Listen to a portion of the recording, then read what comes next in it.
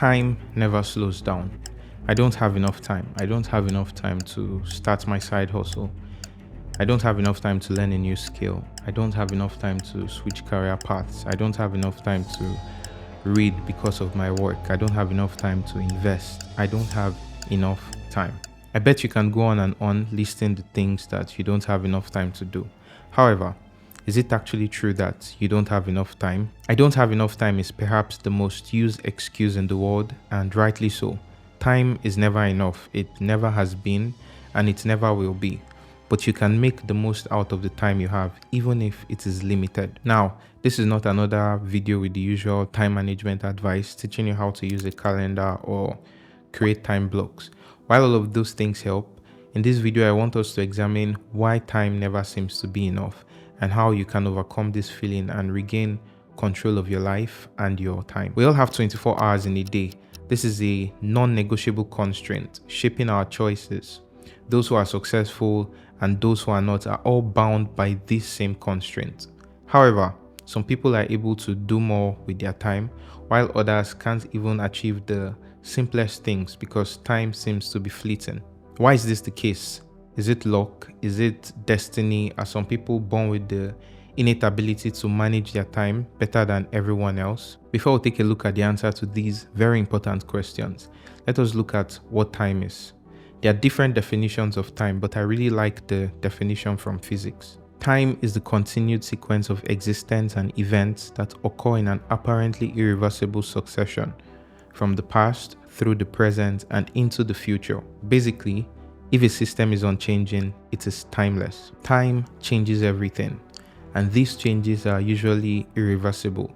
You're not the person you were 1 second ago. The earth is not the same as it was a minute ago. Irreversible changes have occurred as time has gone by. Now, why does time seem to move so fast? Psychological factors, cognitive biases, and personal experiences heavily influence our perception of time. Interestingly, psychological research has identified several cognitive biases that can distort our relationship with time, leading us to feel like we never have enough of it. The first of these biases is called the present bias. This cognitive bias revolves around our preference for immediate rewards over long-term benefits. It's the reason why we might opt to indulge in a trending TV show rather than spend time on the course we bought for self-improvement or read a really good book. This pushes us towards procrastination and impulsive decisions, which end up compromising our future goals. The appeal of immediate gratification can be really powerful, but giving into it often leads to regret and missed opportunities. Battling this bias requires conscious effort. We need to recognize the value of delayed gratification and intentionally make decisions that align with our long-term goals and interests. Prioritize your activities. Pay immediate attention to those activities that offer better long-term rewards over those that give you just short-term bursts of dopamine. Give higher priority to that course over the trending Netflix show. Before we move on to the next, if you're enjoying this video and if you find it useful, please take a moment to hit the like button and subscribe and turn on the notification bell so that you won't miss out on any videos I release. Now, back to it. The second bias is called planning fallacy. This is our tendency to underestimate how long it will take to complete tasks. We often plan our days with best case scenario in mind, not taking into account potential interruptions and unexpected hiccups. This results in a constant scramble to catch up, creating a feeling of time perpetually slipping through our fingers. I've been guilty of this several times, especially when I was a freelance web developer. Back then, in order to quickly close a deal with a client, I would subconsciously underestimate how long it would take to finish a project. This led to stress down the line and burnout more often than not. To manage this bias, you should make more realistic estimates on how long tasks will take to get completed.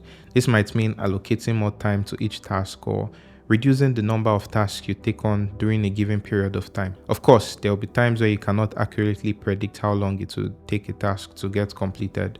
For these scenarios, you should be flexible with time allocation, knowing it might take longer or even shorter than you anticipated. This will help reduce stress and pressure down the line. The third bias is hyperbolic discounting. This cognitive bias leads us to value rewards that are closer in time more than those that are farther away. This tendency can hinder our ability to save for the future or invest time and effort in long-term goals. An example of this is hoping to win $1,000,000 from $10,000 by gambling rather than putting the same amount of money into investments that will yield the same or even higher return in a 5 to, let's say, 10-year period. Overcoming this bias requires us to make future rewards feel more immediate and tangible. One quote that has often helped me curb this mindset is easy come, easy go.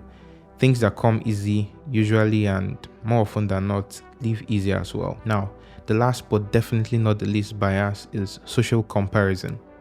Measuring individual successes against that of others can significantly distort one's perception of time. In today's digital age, we are constantly exposed to the curated online lives of friends, acquaintances, and even strangers, often portrayed through beautifully edited pictures and videos. We see a lot of millionaires in their teens and 20s these days making a load of money from TikTok, from YouTube, from selling courses and investing in crypto assets. This sometimes creates an illusion of effortless productivity and accomplishment, making our own efforts seem inadequate in comparison. It is important, however, to remember that what we see online is not always the accurate representation of people's lives.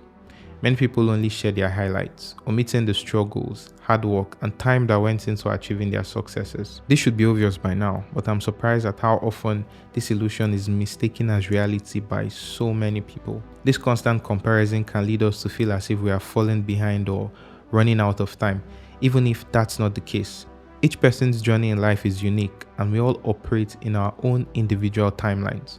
Comparing your progress with that of others can be detrimental to your mental health and to your perception of time. It is more beneficial to focus on your own goals, pace yourself according to your abilities, and celebrate your personal achievements. By reducing the time you spend in comparing yourself to others, you can regain a more realistic perception of time. Now, before I conclude, do not make this an excuse for not putting in your best efforts to improve yourself and the quality of your life. Your comfort should be that you are doing your absolute best at this point in time. If you are not, take this as a wake-up call to do better. Always be honest with yourself. Are you giving life your best shot? Can you do better than you are currently doing? If the answer is yes, please try to do better. Understanding these factors and biases is the first step to regaining control over your perception of time. While it may seem like time is always running out, the truth is it's often our perceptions and behaviors that create this sense of urgency. By recognizing and addressing these biases, you can begin to feel more at ease with the passage of time, making the most of each moment rather than constantly feeling like you're racing against the clock. If you like this video, please remember to subscribe and leave a comment below on what you think. Until next time, ciao.